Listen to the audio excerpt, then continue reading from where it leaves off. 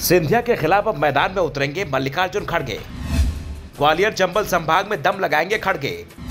कांग्रेस ने मध्य प्रदेश में सिंधिया को घेरने का बनाया प्लान। कर्नाटक विधानसभा चुनाव समाप्त होने के साथ ही अब उन राज्यों में राजनीतिक हलचल बढ़ने वाली है जहां चुनाव इस साल के आखिरी में होने वाले, और इसमें सबसे बड़ा राज्य है मध्य प्रदेश, जहां लोकसभा की 29 सीटें हैं, विधानसभा की 230। मध्य प्रदेश में सीधी टक्कर बीजेपी और कांग्रेस के बीच होती आई है और इस बार भी हालात पहले जैसे ही दिखाई दे रहे हैं और इस बार भी मुकाबला बेहद करीबी माना जा रहा है। एक और मध्य प्रदेश में चुनाव प्रचार के लिए बीजेपी की ओर से पीएम मोदी और गृह मंत्री अमित शाह को उतारने की पूरी तैयारी है, तो कांग्रेस ने भी इस बार अपनी रणनीति बदल दी है। कर्नाटक विधानसभा चुनाव में इसका नजारा भी दिखाई दिया, जहां राहुल गांधी से ज्यादा रैलियां प्रियंका गांधी ने की, और मध्य प्रदेश में भी कर्नाटक वाला नजारा देखने को मिलेगा। प्रियंका गांधी मध्य प्रदेश में सक्रिय होने वाली हैं और उनकी पहली रैली 12 जून को होगी।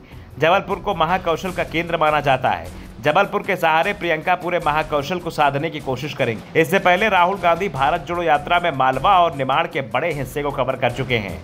प्रियंका जबलपुर में रैली और रोड शो करेंगी। उनके कार्यक्रम को प्रशासन की मंजूरी भी मिल गई है, लेकिन सबसे दिलचस्प मुकाबला होना है ग्वालियर चंबल रीजन में, जहां अभी तक कांग्रेस की ओर से कमान ज्योतिरादित्य सिंधिया के पास रहती थी, लेकिन अब सिंधिया पाला बदल चुके हैं।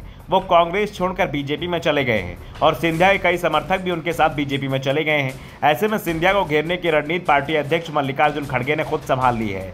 खड़गे मध्य प्रदेश में अपने प्रचार का अभियान की शुरुआत ग्वालियर से ही करेंगे। खड़गे के निशाने पर ग्वालियर चंबल संभाग के साथ विंध्य भी होगा।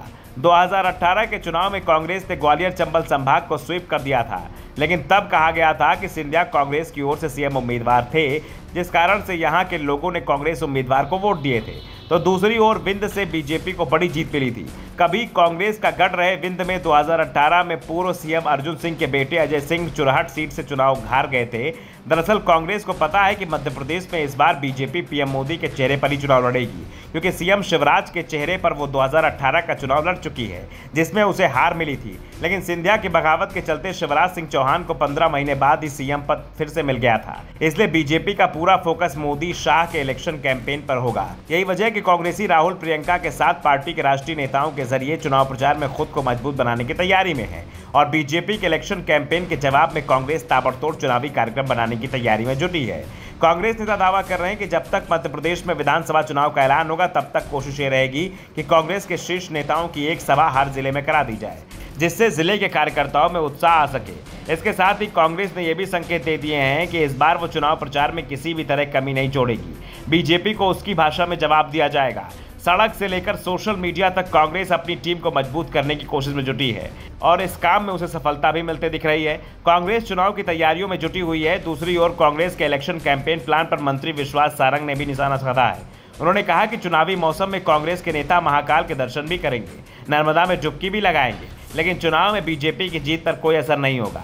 लेकिन बीजेपी के नेताओं को अंदर ही अंदर डर भी लग रहा है, क्योंकि अब कांग्रेस बीजेपी को बराबरी का जवाब देने की कोशिश में जुट गई है। ब्यूरो रिपोर्ट, द नव दर्पण न्यूज।